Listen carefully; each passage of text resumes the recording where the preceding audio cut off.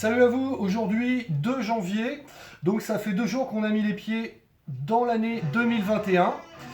Fini l'année de merde 2020, espérons que l'année 2021 sera meilleure pour tout le monde. Nous on va essayer de vous continuer nos chroniques pour vous faire oublier un peu toute cette merde. Donc je vais vous parler d'un groupe danois, les DAD. Groupe danois donc de Copenhague. Formés dans les années 80, 85, 86, 87, ils vont sortir un mini-album et 2 albums sur un petit label danois. Ça va être plutôt un rock alternatif, je ne saurais pas trop vous dire en quel genre c'était. C'était un rock made in Danemark, quoi.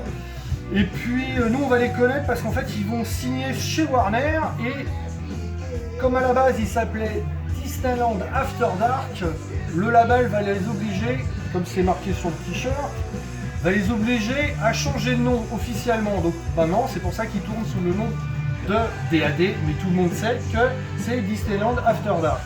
La petite souci de contrat, enfin bon, ça va leur permettre d'avoir une distribution européenne et même mondiale. Ils vont sortir à l'époque No Fuel Left for Pilgrims en 89 je crois, et en 90 ou 91 ils vont sortir Risking Hall. Bon, excusez-moi pour la prononciation, c'est pas grave. On va avoir la chance de les voir 2 fois à l'Élysée-Montmartre à l'époque, dont la première fois concert gratuit, c'est à l'époque où les maisons de disques avaient de l'argent, pouvaient claquer de la thune et investir, et donc ça avait permis de les voir en direct gratos, et en même temps il y avait la télé danoise qui était venue pour l'événement.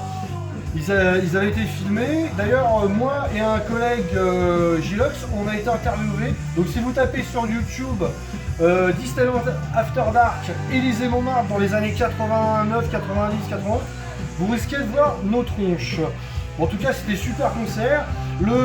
La musique de DAD à ce moment-là, ils avaient un petit côté beaucoup plus électrique, beaucoup plus hard rock, ça sonnait un peu The Cult, en plus il y avait le mouvement glam américain qui arrivait avec les guns et ce qui s'ensuit.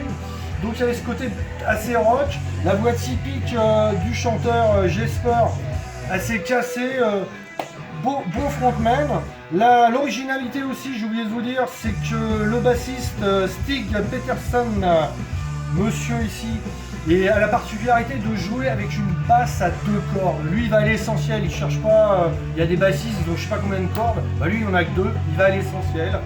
Et donc avec ces 2 albums là ils vont gagner un public, puis ça va ils vont changer de maison de disques. Et puis là ça va être un peu plus difficile pour la distribution. D'ailleurs surtout l'Europe du Nord qui va être concernée, et nous un petit peu mis à l'écart. On arrive à avoir des albums quand même, mais bon c'est moins évident. Du coup, ils ont été un petit peu lâchés par un certain public. Mais en attendant, ils ont toujours continué à faire des albums plus ou moins régulièrement jusqu'en 2011.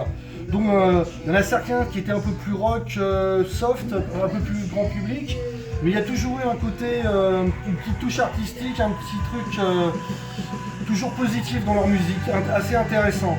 Ils vont se mettre un peu en pause et ils vont sortir en 2019, donc cet album-là, qui s'appelle donc A Prayer for the Loud. Bel objet en vinyle en tout cas. Double pochette, mais un simple vinyle, mais très belle pochette. Avec un graphisme, pochette intérieure. Et je trouve que le photographe qu'ils ont pris a fait un très beau travail. Il y a un livret de plusieurs pages avec des superbes photos à l'intérieur. Donc là, le groupe s'est pas foutu de la gueule du public. Il y en a vraiment pour son argent au niveau du vinyle en tout cas. Il y a un super livret, super photo. Savoir aussi que DAD, c'est quasi la même formation depuis le début. Il n'y a qu'en 99 où ils ont changé de batteur. Sinon, c'est toujours les frères Binzer et monsieur Peterson.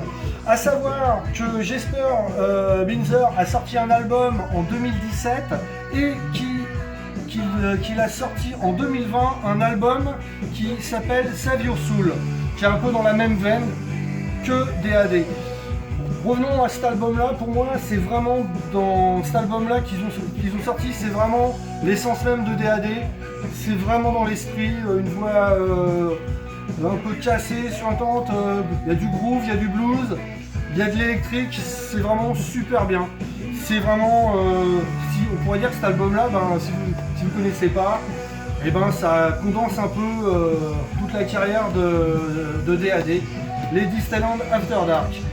Malheureusement, bon, je sais pas quand est-ce qu'on va les voir parce que vu que le chanteur donc a sorti un album solo, j'espère qu'on les reverra parce qu'à savoir qu'en tout cas, chaque concert de DAD ça a toujours été génial, super concert. Le chanteur il tient la scène, c'est vraiment un frontman.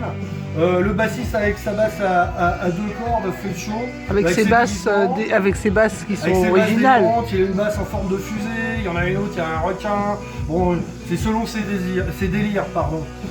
Avec une batterie assez groove, soft, mais efficace. Voilà. En tout cas, jetez une oreille. Ça a le mérite de les voir, de les entendre. Donc, moi je vous dis bonne fin de samedi. On essaye de se voir dimanche. La bise. Ciao.